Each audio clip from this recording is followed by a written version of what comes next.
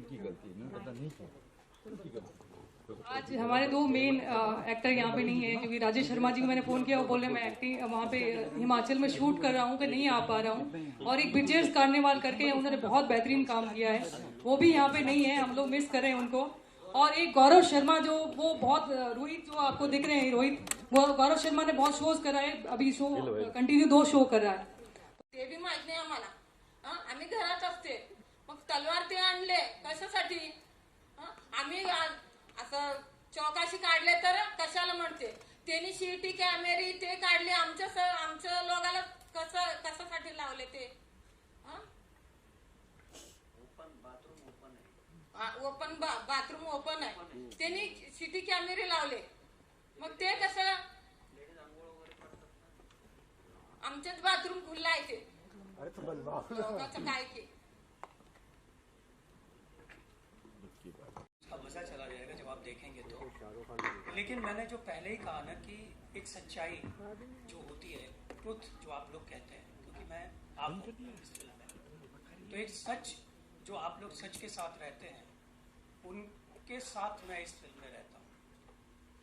और मैंने जैसे बताया कि मेरा काम है डायरेक्टर और प्रोड्यूसर जो बात कहना चाह रहे हैं उसका एक माध्यम हूँ मैं, मेरे जरिए वो बात कही जा रही है, लेकिन क्रिएशन इनका है। तो ये कैरेक्टर से क्या चाह रहे हैं? जैसे मैं एक एग्जांपल दे रहा हूँ कि मैंने एक कैरेक्टर तैयार किया और मैं थोड़ा अंडर प्ले कर रहा था, उन्होंने कहा नहीं ये सीन थोड़ा सा ऐसे चाहिए। तो मुझे भी लगा ये मेरे लिए चैलेंज है कि हाँ ये कैरेक्टर इनके माइंड में ऐसा है, तो मैं इसको इस सच्चाई के साथ ही करूँ, ताकि वो कहीं से भी, मैंने जैसे पहले भी कहा कि करप्ट ना लगे। और वो ऐसे ही है, आप चरित्र को देखिए, बहुत मुश्किल काम है आप लोग का चरित्र करना, बहुत मुश्किल काम है। Thank you sir. बिल्डिंग उसकी है तो ये उसकी हो गई, आपको उसको साबित नहीं करना, उसको उस बोर्ड को ये भी नहीं बताना कि क्यों हो गई, उसकी हो गई। और उसके बाद आप court, high court, district court तो छोड़िए, हाई कोर्ट में भी नहीं जा सकते। और अगर आप उस हाई कोर्ट, अगर आपको कुछ करना है तो उन्हीं के आप जाके अपील करोगे, उनके जो एक ट्रिब्यूनल होता है वहां जाके अपील करोगे आप। उस अपील में अगर उनको लगा कि नहीं भाई हमने तो जब गलती से कर दिया तो ठीक है, नहीं तो आप फिर सुप्रीम कोर्ट जाओगे। और आप एक चीज सोचो, सुप्रीम कोर्ट जाने के लिए सुप्रीम कोर्ट की लॉयर की जो फीस होती है, एक आम आदमी का पूरे साल का खर्चा होता है, वो इनकम होती है, तो आम आदमी जा पाएगा वहां पर? तो ऐसा कानून बना कैसे सकता है?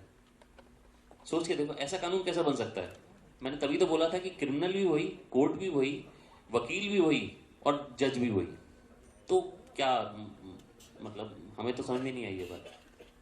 आम आदमी लड़ेगा कैसे उससे, आप यहाँ भी सोचो। और एक मजे की बात और बताता हूँ, हाई कोर्ट की जमीन जो है वो अपनी बोल दी, वो सुप्रीम कोर्ट में गया, हाई कोर्ट की देखो इन्होंने हमारी जमीन ले ली। तो आप इससे बड़ा जोक और क्या होगा? इंदौर का म्युनिसिपल ऑफिस, हमारे देश का पार्लियामेंट, अंबानी का घर, ये सब क्लेम किया हुआ उन्होंने। तो ये लोग को, इन लोगों का तो कुछ नहीं बिगड़ सकता, बट जो आम आदमी वो तो गया ना। बड़ों वाले जो बड़ों की जो होता है कब्जा वो पता है, और छोटे जो होते हैं उनको कोई सुनता नहीं है, उनकी बात तो पहुंचती नहीं है वहां, कहाँ पहुंचे, कौन सुनेगा?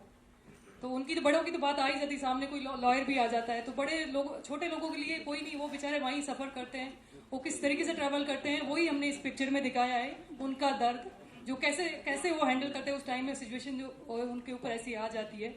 तो वो फिल्म हमने, आप जो फिल्म देखोगे तो आपको पता चलेगा उसके बारे में। जिन लोगों के पास ताकत होती है ना, वो किसी भी हद तक चले जाते हैं, और वो हद यहाँ पर दिखाई गई है इस फिल्म में। और वो हद किस तरीके से वो हद दी गई है, उनके पास है नहीं, उनको दे भी दी गई है, तो वो इस फिल्म में दिखाया गया है। आपको जो भी फिल्म में छूता है आप लिखिए, आपको जो भी गलत लगता है वो भी लिखिए, कोई दिक्कत नहीं है, और जो अच्छा लगता है प्लीज उसको लिखिए, और आप हमारी आवाज बनिए। ये फिल्म टैक्स फ्री के, मैं तो बोलता हूँ कि वो करोड़ों के क्लब में जाएगी। अच्छा, एक चीज और कहना चाहूंगी मैं, मीडिया वाले सब, जो जितने भी मीडिया वाले हैं, जो नए प्रोड्यूसर आते हैं ना, तो उनको आप भी सपोर्ट करिए जितना हो सके, क्योंकि जब वो आते हैं उनके लिए भी बहुत चैलेंजिंग रहती है, और मीडिया, स्पेशली मीडिया भी कहीं देखती है कि अच्छा नया प्रोड्यूसर है। तो मैं आपके लिए भी बोलूंगी, आपको ये फिल्म हमने बहुत मेहनत करके बनाई है, बहुत हार्ट टचिंग है, हमने एक रियल मुद्दों को उठा के बनाई है और इसमें बहुत मेहनत की है हमने। मैं चाहती हूँ कि आप लोग पूरा सपोर्ट करें हम लोगों को, तभी ये लोगों तक बात जाएगी, क्योंकि आपके माध्यम से आप पे लोग विश्वास करते हैं, आपको देखते हैं, तो मुझे लगता है कि आपका बहुत बड़ा रोल होगा इस पिक्चर को हिट करवाने में। तो मुकुल जी, हमारे देश में और भी कई सारे धर्म है, सिर्फ हिंदू मुस्लिम ही क्यों?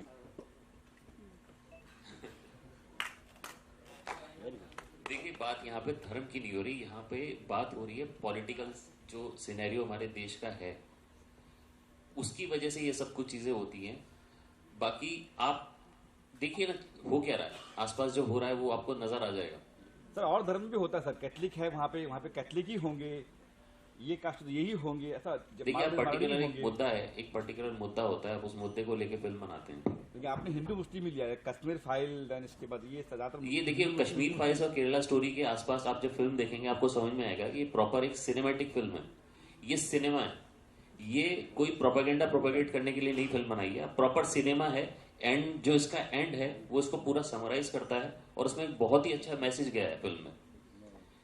तो अब आप ये बोलें कि दो कम्युनिटीज को लेके बनाया गया, तो ऐसा नहीं है। कानून जो कानून है वो एक पर्टिकुलर कम्युनिटी के लेके ही बनाया गया है, इसी वजह से आया है, नहीं तो शायद कुछ और भी हो सकती थी फिल्म। मैम कुछ कह रही थी मैम, शायद मेरे ख्याल से।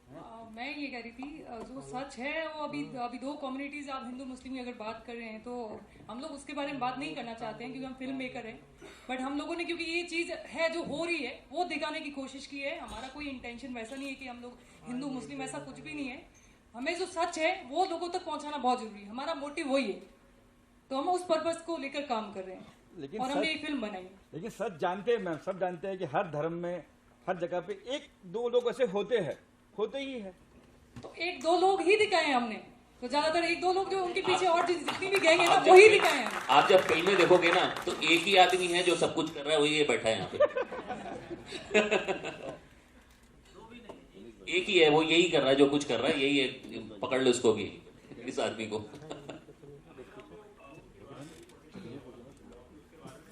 जब फिल्म देखेंगे तो आपको समझ में आएगा कि वो इविल कुछ लोग ही होते हैं और वो हर सोसाइटी में होते हैं। तो वो कुछ लोग ही इविल है, हमारे यहाँ फिल्म देखोगे तो उसमें समझ में आ जाएगा आपको क्लियर कि कुछ लोग इविल हैं और कुछ लोग अच्छे हैं। लेकिन एक आपको तथ्य बताता हूं, जर्मनी में जब नाजी रूल स्टार्ट हुआ था तो नाजी जो थे वो टोटल 10 से 15% थे, लेकिन उन्होंने इतना बुरा हाल मचाया पूरे वर्ल्ड में कि कम से कम 50 लाख लोगों को मार दिया, क्योंकि वो लोग पावर में थे। ऐसे लोग अगर पावर में आते हैं तो वो तबाही मचाते हैं। सिर्फ इतना बताया गया फिल्म में। सर आपको लगता है कहीं ना कहीं ये पॉलिटिकल, मतलब कि पॉलिटिक्स इस पे भी होगी, ये फिल्म के ऊपर भी आपको लगता है कहीं ना कहीं? अब वो पॉलिटिक्स वाले पॉलिटिक्स देखेंगे, हम तो कुछ नहीं कर सकते ना उसमें।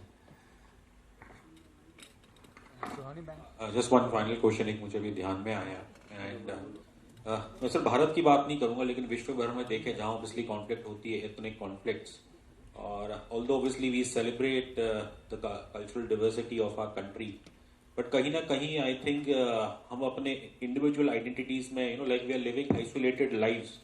क्या यही कारण है दुनिया भर में एथनिक क्लैशेस होते हैं? देखिए इंसान है ना एक अजीब तरीके का जानवर है, उसको है ना अपना क्लैन चलाना है, हर इंसान को अपना प्रोपेगेंडा अलग चलाना है। तो जब तक इंसान है तब तक वो अपना प्रोपेगेंडा चलाएगा और लड़ाइयाँ होंगी ही होंगी। हम खुश होते हैं कि इस देश ने उसको मारा, हमारी आर्मी वहां जीत गई, मरा कौन? आदमी मरा ना। तो आदमी अपना प्रोपेगेंडा चलाता है, हर आदमी, चाहे वो अगर सड़क पे भीख भी मांग रहा है ना तो वो भी सोचेगा यार 2 आदमी तो अपने साथ मिला लूं। चित्रन जी इस सवाल पे कुछ आप कहना चाहेंगे? While living in isolation वो सिर्फ डिवाइड क्रिएट करता है। हाँ, यस सर। नहीं देखिए, जब इन्होंने स्क्रिप्ट सुनाई ना मुझे, तो मैंने इनसे कहा भी, जब बातचीत चल रही थी, वर्कशॉप की हमने 2 दिन, तो जब बातचीत चल रही थी तो मैंने कहा कि ये फिल्म पीस की बात करती है और मैं उस सब्जेक्ट से जुड़ता हूँ जो पीस की बात करे, शांति की बात करे, तो इसलिए तो मैंने हाँ कहा इनको, क्योंकि इनका जो आइडिया था वो ये था, जो मैंने, बाकी लोग अलग अलग ओपिनियन दे रहे थे, मैंने कहा मुझे ये लग रहा है कि ये फिल्म पीस की बात करती है, शांति की बात करती है, तो ये मेरी ओपिनियन थी। Thank you ji, thank you. Lastly, Sohani ji, my name is Prabhal from Filmi Gyan. I just want to ask, in today's time, what about the independent producers and directors who want to make a project on their dependency? I mean, independent producer, वो अगर बनाना चाहें, हाँ मैं समझ गई, वो बनाना चाहे तो कैसे, क्या चैलेंजेस आती है आपको? देखो, जब आपका पहले से सारी चीज़ें, पहले तो सबसे ऑनेस्टी होती है सबसे ज़्यादा, आप कोई भी काम के प्रति ऑनेस्टी से करते हो ना, तो मुझे लगता है कि चैलेंजेस बहुत आएगी, लेकिन आप पहुंच ही जाओगे। मेरे साथ भी ऐसा ही हुआ, जब मैंने शुरुआत की तो बहुत सारी चीज़ें आई, बट ये ऑनेस्टी थी अंदर से। बस वही होता है कि ऑनेस्टी से, विश्वास से निकल जाओ, कुछ तो होगा ही होगा। हो सकता गलत हो, सही हो, कोई एक्सपीरियंस होगा, लेकिन होगा जरूर। तो बाहर निकलना जरूरी है और चैलेंज एक्सेप्ट करना चाहिए। मुझे लगता है चैलेंज लेना चाहिए। और मैं हमेशा से, बचपन से मेरा ड्रीम था कि मैं कुछ बड़ा करूं, बड़ा करूं। भगवान ने पता नहीं ऐसा डिसाइड किया कि मैं बॉम्बे आ गई और फाइनली आपके सामने हूं और भी बहुत सारी फिल्मों का प्लान कर रही हूं।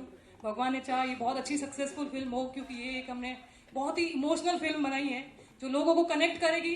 जो लोगों के साथ बीती है वो लोग इससे कनेक्ट करेंगे। जब पूरी फिल्म देखेंगे तो उनको बहुत अच्छा लगेगा, उनको जस्टिस लगेगा। मुझे लगा कि वो देख के समझेंगे और लोग, मुझे हो सकता है उनके साथ आए, उनका साथ दें और जो अन्याय हो रहा है, जो चीज़ गलत है, उसको गलत सब बोलें।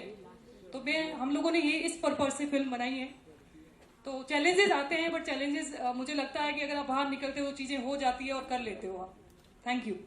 हाँ, जस्ट आई थिंक अभी शायद ये भी पता चला कि आप ऑब्वियसली आपने भी जिक्र किया डायरेक्टर साहब ने कि ऑब्वियसली CBFC के द्वारा कट्स, कुछ शायद 20 कट फिल्म में हुए हैं। I'd like to ask the director as well as the producer, तो क्या इन कट्स का कहानी पे कितना प्रभाव पड़ा?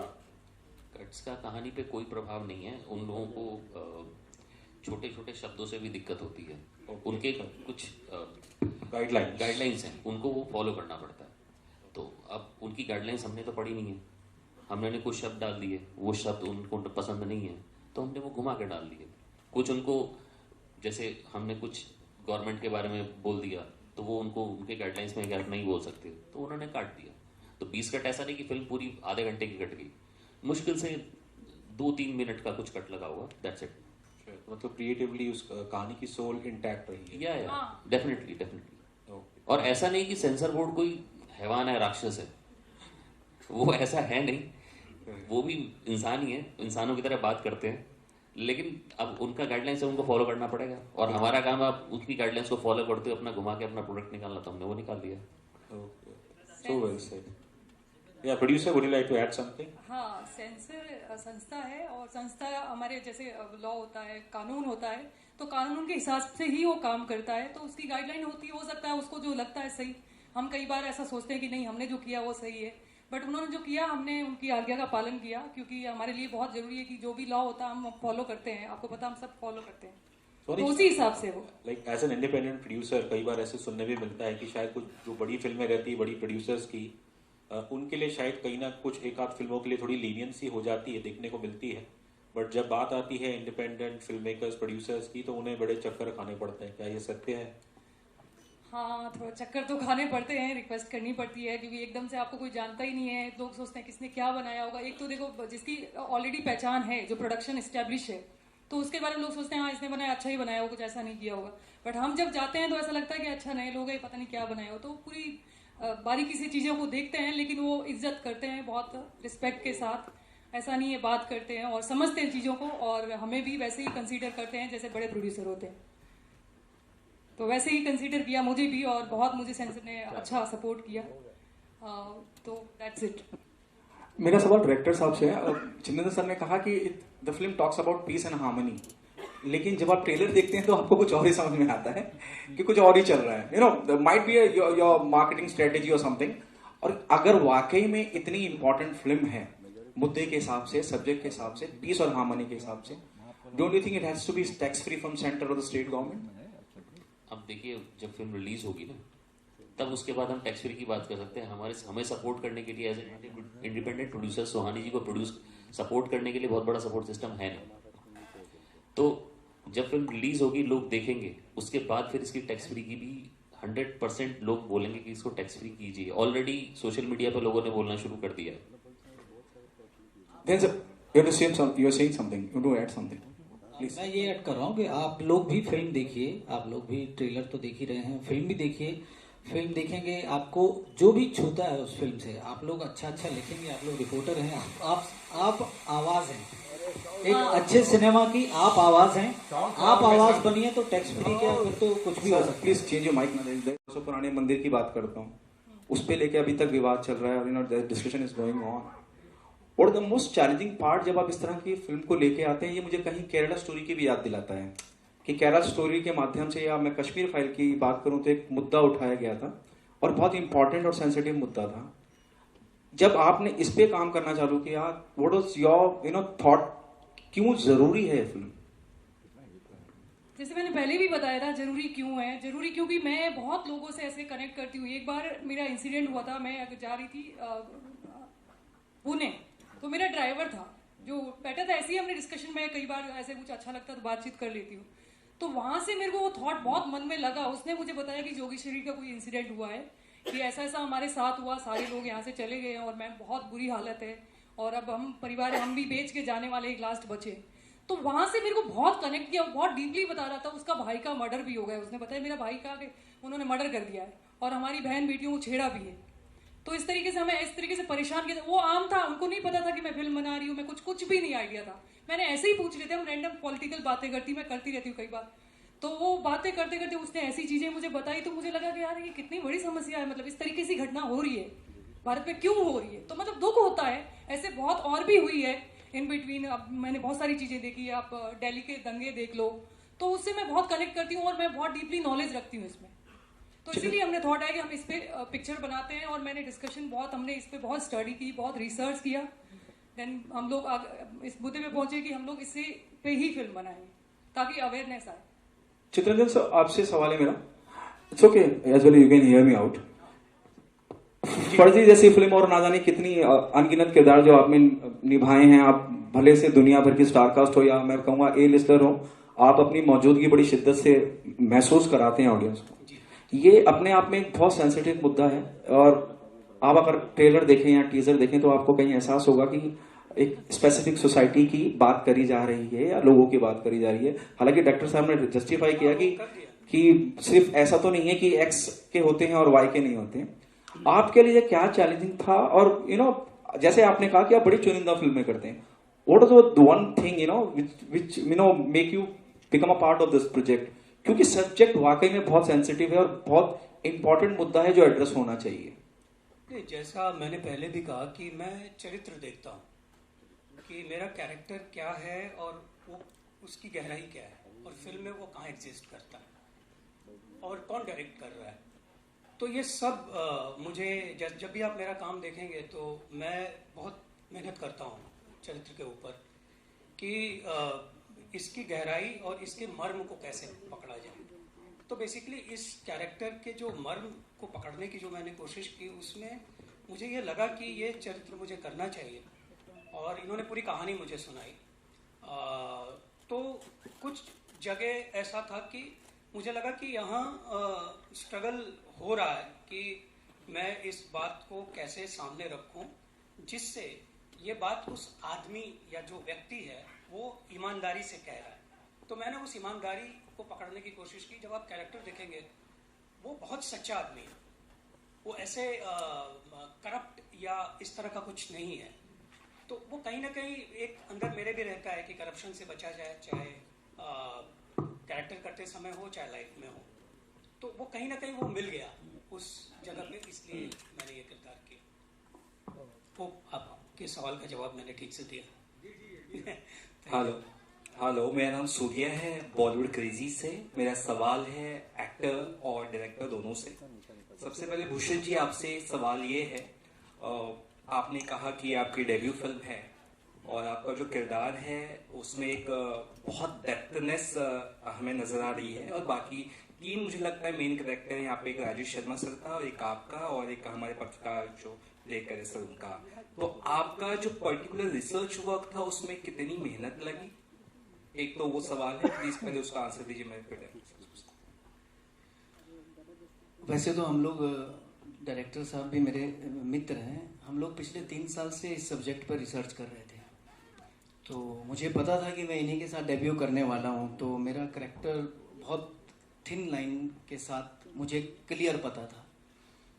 और मैंने इसके लिए बहुत स्टडी की, मैंने बहुत सारी फिल्म्स भी देखी, बहुत सारे वर्कशॉप भी किए, और ये करेक्टर मेरे जो व्यक्तित्व है उससे बहुत डिफर है। मैं तो बहुत हंसने खेलने वाला इंसान हूँ, मगर इस पूरी फिल्म में ये जो करेक्टर है ये बहुत परेशान है, और एक्चुअली इसकी एक कहानी, अपनी एक जर्नी है, और जो इसमें जो मर्डर होता है उससे उसकी जर्नी कैसे कनेक्ट होती है वो इम्पोर्टेंट है। तो पड़तालना है, और उस पड़तालना को वो कैसे अपने आप से कनेक्ट करता है वो आपको ट्रेलर में भी दिखा होगा। जब आप फिल्म देखोगे तो डेफिनेटली मेरा करेक्टर पर्टिकुलरली आपको पसंद आएगा। आपको लगेगा नहीं कि ये डेब्यू हो रहा है, आपको लगेगा कि मैंने बहुत काम किया है, मगर ऐसा नहीं है, मैंने थिएटर ही किया है ज़्यादातर। Thank you. आपसे डायरेक्टर सबसे सवाल है मेरा Can I have the mic sent, please? Sir सवाल ये है कि ट्रेलर में एक ऐसा सीन आता है जहाँ पर राजेश शर्मा सर जो है एक छोटा सा सीन है, वो रोते हुए नजर आ रहे हैं, और थोड़ा सा लॉन्ग आपने शॉर्ट करके एडिट किया, वो बहुत ही ज़्यादा टच करता है, और सब जब उनके जो बच्चे हैं उन्हें गले से लगते हैं, बहुत ही ज़्यादा मतलब मुझे भी कनेक्ट किया वो सीन, और मुझे लगता है कि नॉर्मल जो पैटर्न हम देखते हैं ट्रेलर टीजर में, तो उसके साथ थोड़ा सा अलग तरह से आपने वो एडिट किया है, तो मुझे अच्छा लगा वो। और एक और चीज जानना चाहूंगा आपसे, इस तरह के सब्जेक्ट को जब आप चुनते हो तो सीधी बात है, आलोचनाएं बहुत होती है, लोग काफी कुछ इसके बारे में कहते हैं, तो कंट्रोवर्सीज का हिस्सा जो आप ऑलमोस्ट हो ही जाएंगे अब, उसके लिए कितना तैयार है आप, ये मैं जानना चाहूंगा। देखिए, हमने तो फिल्म बनाई है, कंट्रोवर्सी करने वाले कंट्रोवर्सी कर रहे हैं। हमने तो फिल्म बनाई है एक अवेयरनेस के लिए। अब अगर कोई उसमें कंट्रोवर्सी करता है तो उसमें हम क्या कर सकते हैं? हमने कोई कंट्रोवर्सी नहीं की है। हम सेंसर ने फिल्म में टोटल 20 कट्स मारे हैं, एक एक शब्द कटवा दिया उन्होंने, हमने वो शब्द भी काट दिए, हमें कोई प्रॉब्लम नहीं है। उसके बाद भी अगर कंट्रोवर्सी होती है, अगर समाज को एक आईना दिखाने में कंट्रोवर्सी होती है, तो वो कंट्रोवर्सी हमने नहीं की ना, हम कोई प्रोपेगेंडा, हम कंट्रोवर्सी प्रोपेगेट कर रहे हैं। एक तो आता है भाई टीम लगी हुई है पूरी कंट्रोवर्सी प्रोपेगेट करने में, हम लोग कोई कंट्रोवर्सी प्रोपेगेट नहीं कर रहे हैं। हम लोग सिर्फ टीजर आया है, एक ट्रेलर आएगा, उसके बाद फिल्म आएगी, बस दैट्स इट। और राजेश सर क्यों नहीं दिखे आज? राजेश सर शूटिंग में बिजी हैं एक्चुअली, वो इसलिए नहीं आ पाए, उनका कंटिन्यूस शूट चल रहा है। हेलो, पार्ट हमारा है तो वो उनका हो गया, डजेंट मैटर वो किसी पर्टिकुलर कम्युनिटी का है या नहीं है, वो उनका हो गया। आप कोर्ट में भी नहीं जा सकते, तो किसी कम्युनिटी को जोड़ देना वो आप गलत कह रहे हो। उस कम्युनिटी के लिए बना है तो ऑब्वियसली उस कम्युनिटी के लिए नाम तो आएगा, क्या कर सकते हैं। ये लोगों की आवाज है, लोगों की बात है, ये कम्युनिटी की कोई ऐसी बात नहीं है। जो गलत है वो सही है, उसकी बात है ये।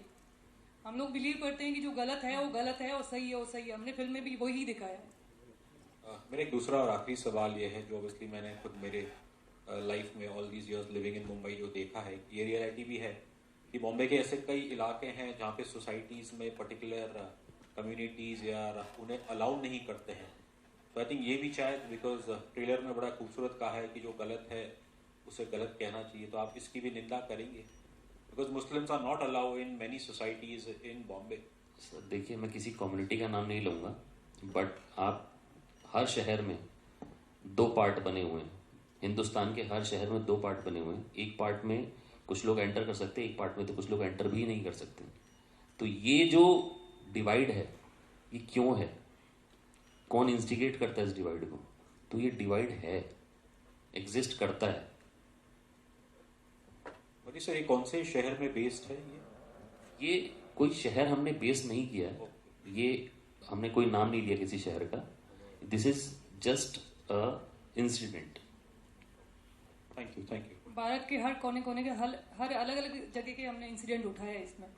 हर जगह की कहानी, मतलब पूरे भारत की कहानी।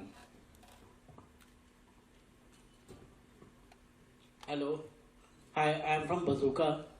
आई just wanted to know that क्या ये रियल लाइफ स्टोरी पे बेस्ड है या कुछ ऐसा है? बेस्ड नहीं कह सकते, बट इंस्पायर्ड है ऑब्वियसली। ट्रू इंसिडेंट से इंस्पायर्ड है, बेस्ड नहीं है। और सेंसर बोर्ड ने क्या पास कर दिया है फिल्म को? जी हाँ, जी हाँ। बिना एनी कट्स? नहीं, कट्स मिले हैं, ऑब्वियसली सेंसर बोर्ड का काम है कट लगाना, तो उन्होंने कट तो लगा दिए जी। तो ठीक है।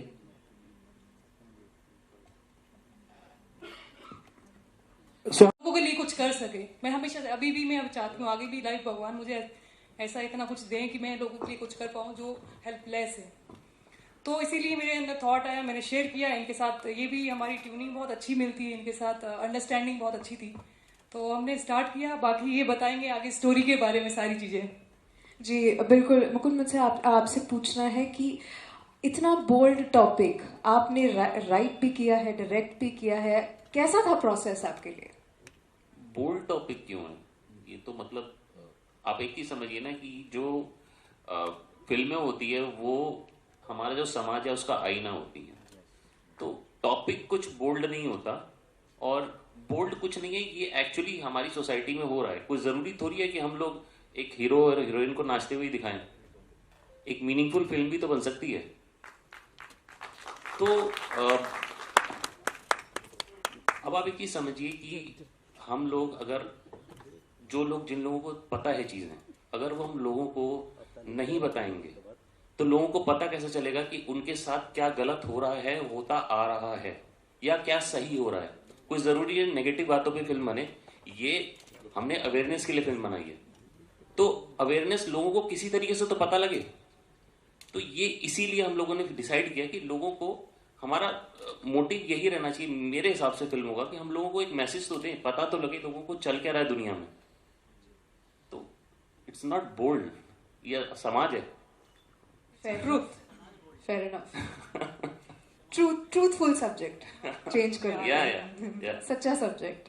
अच्छा, अब मैं हमारे तीनों एक्टर्स से ये पूछना चाहूंगी कि आपका एक्सपीरियंस कैसा था इस प्रोजेक्ट से जुड़कर? आप तीनों अगर आप कुछ कहना चाहेंगे प्लीज। हाँ जी, एक्सपीरियंस बहुत अच्छा था और बहुत चैलेंजेस आए, और शूट के दौरान भी और उसके बाद भी। मुझे लगता है कि हमने एंजॉय किया, क्योंकि सब्जेक्ट बहुत मैसेजफुल है, और मुझे लगता है समाज में ऐसे सब्जेक्ट की ज़रूरत थी। और एक्ट करके मेरा तो डेब्यू है, और काफ़ी सालें लगी यहाँ तक पहुँचने में, और इट्स गुड। मुझे खुशी है कि मैं ऐसे सब्जेक्ट के साथ बॉलीवुड में एंट्री कर रहा हूँ। धमाकेदार शुरुआत कर रहे हैं आप। जी जी जी जी। Yes sir, please.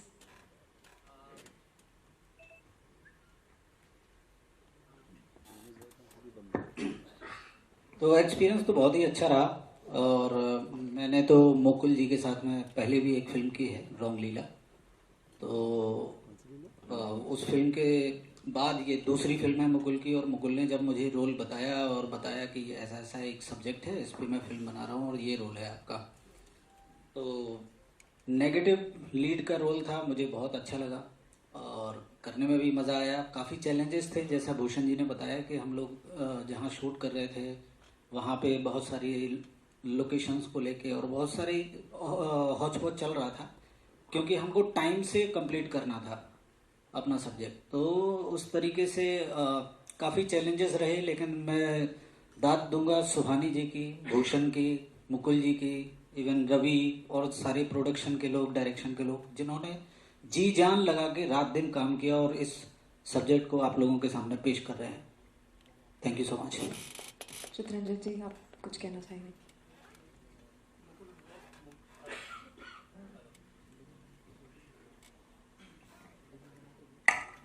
हेलो। हाँ, मुकुल को मैं भी पहले से जानता हूँ, और मुझे पता था कि ये कुछ भी करेंगे बहुत अच्छा करेंगे। सो फर्जी के बाद मैं भी ढूंढ रहा था कि कुछ ठीक ठाक सा काम मिले तभी मैं करूँ, कि मैं कुछ भी करना ऐसे मैं करता नहीं as an actor.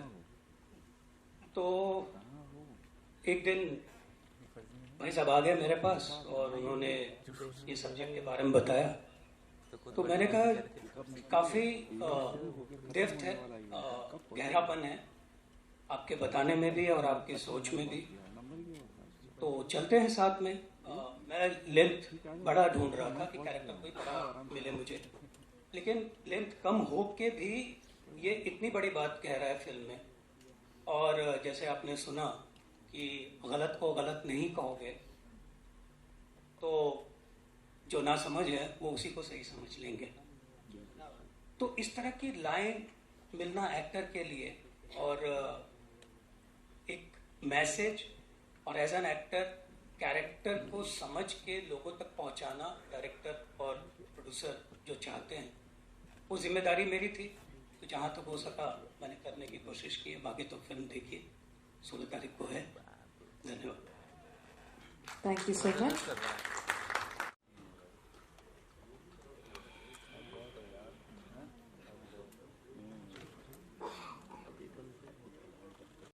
Please please आपका स्वागत है। आप सबको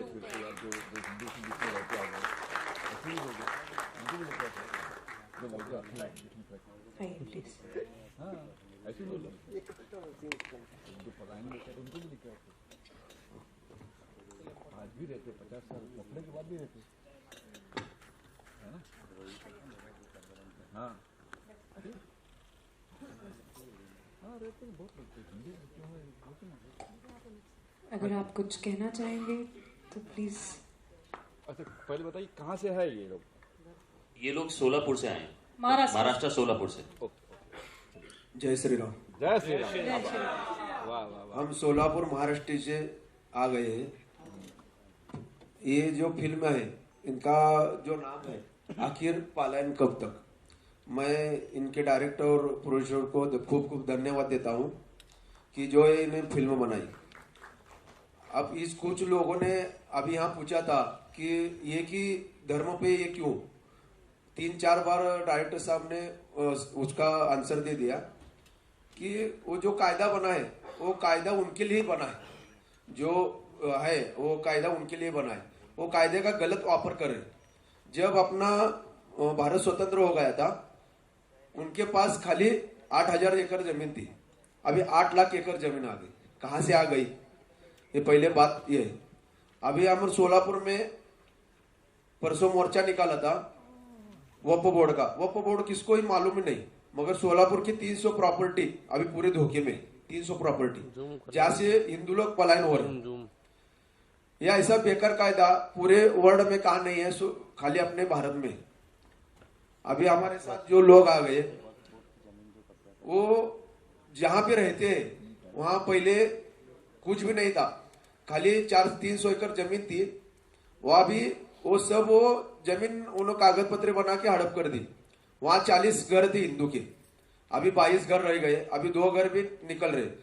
आपको कभी मैं बात कर रहा हूँ पाकिस्तान में हिंदू कैसे रहते हैं वो आपको दिखाना, आपको दिखना है तो पाकिस्तान जाने की कुछ जरूरत नहीं है। हमें सोलापुर में आ जाइए, साकरपेट में आपको दिखाया जाएगा कि पाकिस्तान की हिंदू वहां कैसे रहते हैं, सब उधर रहते हैं। आप वो साकरपेट में कभी अंदर आ गए तो ये सब पूरी जो फिल्म है वो वही खत्म हो जाएगी। वो डायरेक्टर साहब जो आईना दिखा रहे समाज का, मैं तो उनको इतना धन्यवाद देता हूँ कि उनके चरण भी स्पर्श करे तो भी मेरे को अच्छा लगेगा कि भगवान ने इनको भेजा है ये सब समाज की तकलीफ के वास्ते। कि अभी आप बोल रहे कि पॉलिटिकली हिंदू भी रहते और मुसलमान भी रहते, मगर वो गलती, जो पैसा खाता है वो गलती है। अभी ये वक्फ बोर्ड का अध्यक्ष थे, अभी इनका नाम मेरे को दिमाग में नहीं आ रहा, सोच रहा था मैं, वो खुद हिंदू धर्म स्वीकार कर दिए, खुद हिंदू धर्म स्वीकार कर दिए। वक्फ बोर्ड के जो पूरे भारत के अध्यक्ष क्यों स्वीकार कर दिए? तो उनको लग रहा था ये गलत है, ये गलत कर रहे हैं, इसलिए उन्हें हिंदू धर्म स्वीकार कर दिया। अब वो सब पूरे हिंदू संस्कृति के रहते हैं। क्यों? तो उनको मालूम है कि क्या चल रहा है, क्या है। उनका नाम क्या सर? हाँ, उनका नाम क्या है? उनका नाम मेरे को पहले ही बोल दिया कि मेरे को नाम याद नहीं आ रहा। मैं बहुत बार अभी ये नाम याद नहीं करने की कोशिश कर रहा हूँ, मुझे नाम नहीं याद रहा। मगर हाँ, वसीम रिजवी ने हिंदू धर्म स्वीकार दिया। क्यों कर दिया? तो ये सब गलत है, उनको मालूम है। सर वो वक्फ बोर्ड का नहीं, वो सिया बोर्ड का सर। वो हाँ, वो वक्फ बोर्ड के नहीं, वो सिया बोर्ड के है। वो वही बात कर रहा हूँ। वक्फ बोर्ड अलग है, सिया बोर्ड अलग है सर, ये 2 अलग अलग बोर्ड है। वो हाय अलग बोर्ड है, मगर ये जो गलत चल रहा है, लेकिन नॉलेज है इस चीज की। हाँ, वही गलत चल रहा है, इसलिए वो आ गए। मगर मैं क्या बात बोल रहा हूँ कि ये कायदा है, वो कायदा खत्म होना चाहिए। और सबको न्याय समान होना चाहिए। सर कायदा सबके लिए एक ही है, नहीं है, नहीं के लिए भी है, नहीं है, कानून नहीं सबके लिए एक है सर। नहीं समान नहीं है कायदा, कायदा नहीं कायदा समान नहीं है। मैं आपको बोल रहा हूँ ना, कायदा समान नहीं है। कायदा समान जो रहता था वक्फ बोर्ड की जगह पे खाली हमारे सोलापुर में 22 जन, अभी वहां रहते हैं 100 जन के 22 जन को हिंदू को ही नोटिस आ गई, वो मुस्लिम लोगों को नहीं आई नोटिस। कोर्ट है सर ना, आप नहीं, कोर्ट जज भी उनका है, वकील भी उनके हैं, सभी उनका है, तो कहाँ जाना है? अभी ये जो लोग हैं ये कमाते कितने हैं? अभी इनको समझो संभाजी नगर जाना है, वो बोर्ड पास 2,500 रुपए खर्चा है जाने आने का, एक बार जाने आने का 2,500 रुपए खर्चा है। कहाँ से देंगे ये लोग? इनके पास तो पैसा भी नहीं है, फिर कैसा ये चलेगा? ये कानून खत्म ही होना चाहिए ना। जब कानून खत्म होगा, अभी यहाँ बैठे हैं, वो संसद भवन पे भी उन्होंने दावा ठोक दिया था, तब दिल्ली से कानून खत्म हो गया, फिर दिल्ली में सरकार नहीं देती कानून। ये कहाँ भी आप जहाँ वोट करेंगे वो उनकी जगह कैसी हो जाती है ना, ये बात है। ये एक लैंड जिहाद का प्रकार है। अपने को जो अभी ये उनका एक ये है कि हमने 1947 को झगड़ते हुए पाकिस्तान लिया है, अभी हंसते हंसते 2047 को हिंदुस्तान लेंगे। ये इनका पूरा हमारे तो मोदी है सर, मोदी है, कुछ नहीं होगा। है ना, मोदी जी अकेले कुछ नहीं कर सकते। जब अपन आवाज उठाएंगे तब मोदी जी कर पाएंगे ना, इसलिए हम आवाज उठा रहे। अपन यहाँ बैठ के नहीं हो सकता कि ठीक है चलो हम ये जगह पे से ले गए, आखिर दूसरे जगह पे जा गए, वैसा नहीं है। जो अपन यहाँ समाज में से आवाज उठाएंगे, मैं तो बोलता हूँ कि मोदी जी ने 370 खत्म करने से पहले वक्फ बोर्ड खत्म करना होना चाहिए, मगर 370 का आवाज उठ गया था, इसलिए उनको 370 खत्म करना पड़ा, मगर वक्फ बोर्ड का आवाज नहीं उठाया। हमको खुद भाग्यवान समझते कि सोलापुर में से हमने आवाज उठाया, सोलापुर में से पहली बार हमने आवाज उठाया, और कम से कम 20,000 लोगों का परसों मोर्चा निकाला था हमने, कि वहां नीलेश जी राणे आए से, अपने राजा सिंह ठाकुर भी आए थे, वो बहुत बड़ा मोर्चा सोलापुर में से पहली बार निकाला गया। अभी उनको धास्ती बैठ गई है, इसलिए वो कल हमारे सोलापुर में उप मुख्यमंत्री अजित पवार आए थे, उनके साथ वो बातचीत कर दे। उन्हें तो और मांगी कि वक्फ बोर्ड का कायदा और घट्ट हो जाए और यहाँ सोलापुर में बड़ा ऑफिस निकाला जाए। क्यों भाई, क्यों निकालना है आपको? क्या तकलीफ है आपकी? वक्फ बोर्ड क्या है, कायदा क्या है, आपको क्यों न होना है? इसलिए मैं बोल रहा हूँ, खाली हिंदू पलायन के वास्ते ये सब हो रहा है, और पूरा देश मुस्लिम की तरफ कैसा करना है और इस्लाम कैसा 2047 को बनाना, ये इनका ध्येय है। सर आपका नाम क्या पूरा? सर आपका नाम क्या पूरा? मैं हिंदू महासभा शहराध्यक्ष Sudhir Bhairawade. Thank you sir. जय श्री राम। सर आप अपनी कहानी बताना चाहेंगे, आपके साथ क्या हुआ? तो मैं सोलापुर में रहने वाला हूँ, साकरपेट से। 1880 से लेकर हमारा पिताजी के दादा वो जगह पर थे, उसका टीपी नंबर था 9980, वही नंबर है आज तक। लेकिन जब वो जमीन था, वो जमीन पर कुंथा ट्रस्ट का नाम नहीं था, नहीं लगा हुआ था। तो बाद में ऐसे ही थोड़े थोड़े लोग आ गए वो जमीन पर, तो हम पैदा नहीं हो गए थे जब की बात है।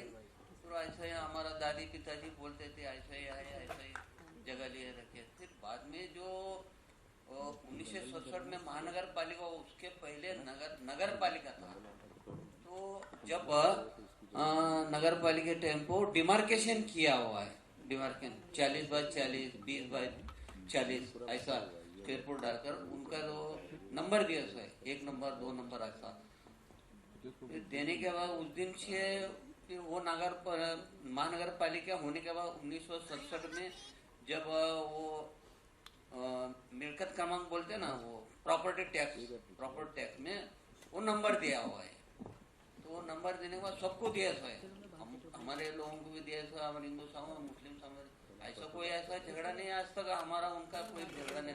लेकिन जब वो 5 साल के बाद वो प्रॉपर्टी ट्रस्ट के ऊपर जो आते पंचायत समिति, वो जो आपस में नहीं किया, हमको लड़ाई करके देते। अभी पहले से वही चल रहा है, आज भी वही चल रहा है।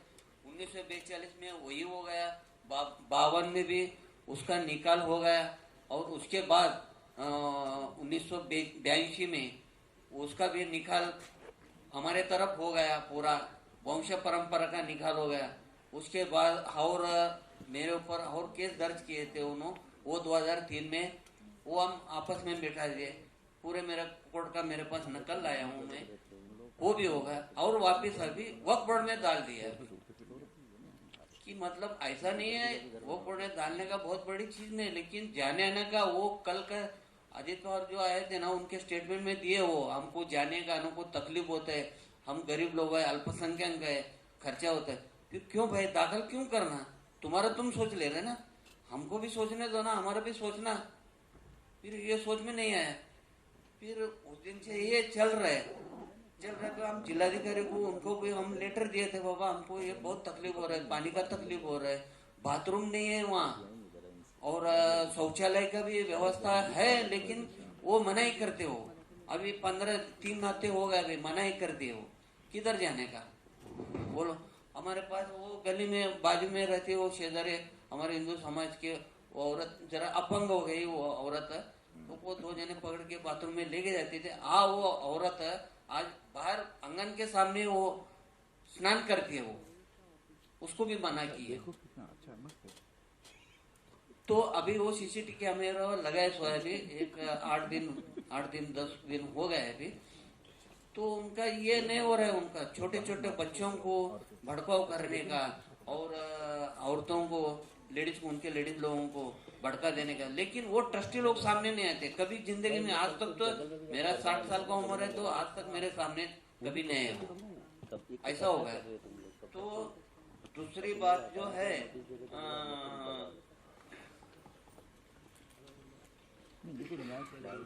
मेरा नल कनेक्शन को जो अर्ज दिया था, मेरे पास नल नहीं है सार्वजनिक का, तो मैं अर्जी दिया था, अर्जी देना वो मना ही कर दे, लेटर दे कॉर्पोरेशन को, इनको कनेक्शन नहीं देने का। तो 2003 में जो हमारा कोर्ट में जो करार हो गया, वो पंच कमेटी का हमारा, हम 2 भाई, हमारा भांजा था, वो हम सब जने मिलकर इसके ऊपर साइन कर दिए पेपर के ऊपर कोर्ट में। इसमें मेरे पास है पूरा नल कनेक्शन देने का, इनको मोबाइल, वंश परंपरा रहने को मोबाइल, संडास बाथरूम जो भी है उनको वापर करने के लिए वो भी मोबाइल है, सब लोग एक में सब पूरा इसमें कोर्ट के सामने हो गया है। और उसके बाद 1982 में जो हो गया था, 1982 में, अरे यार इतना ऊपर क्यों उठा रहे हो भाई।